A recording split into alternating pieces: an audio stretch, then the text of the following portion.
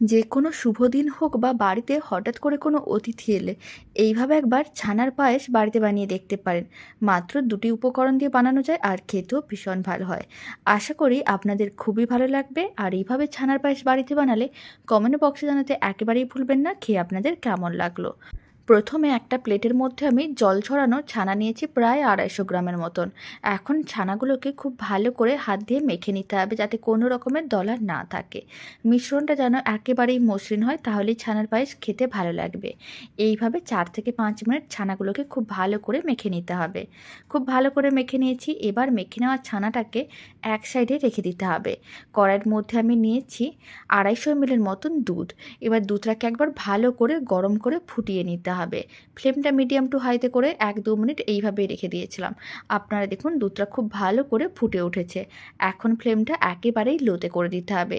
তারপরে মেখে রাখা সমস্ত ছানাটাই দিয়ে দিতে হবে। আপনারা চাইলে ছানা না থাকলে দোকান থেকে পনির কিনেও করতে পারেন। পনিরটাকে গ্রেটারে গ্রেট করে নিতে হবে আর এইভাবেই দুধের মধ্যে মিশিয়ে নিতে হবে। খুব ভালো করে ছানাটা মিশিয়ে নিয়েছিলাম। এখন আমি দিয়ে দিচ্ছি 1/2 চামচের মতন সুগার ফ্রি পাউডার। আপনারা চাইলে চিনিও দিতে পারেন। স্বাদ অনুযায়ী চিনি দিয়ে দেবেন 3 চামচ কি 4 চামচ। আর খুব ভালো করে একসঙ্গে মিশিয়ে নিতে হবে।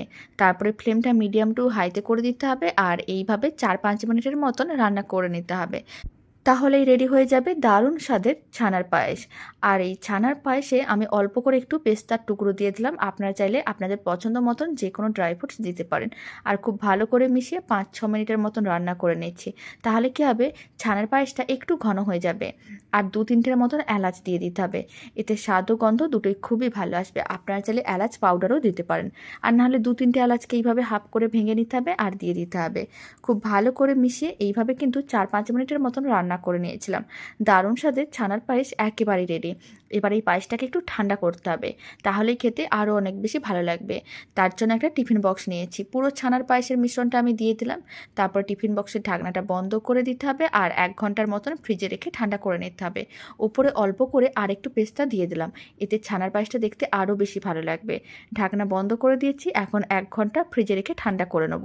ছানার পায়েসটা একটু ঠান্ডা ঠান্ডা হলে খেতে আরও অনেক বেশি ভালো লাগে। 1 ঘন্টা হয়ে গেছে, ঢাকনাটা খুলে নিচ্ছি। এবার ছানার পায়েসটা কেটে দেখিয়ে দিচ্ছি। আপনারা দেখুন পায়েসটা কিন্তু আগের থেকে অনেকটাই ঘন হয়ে গেছে।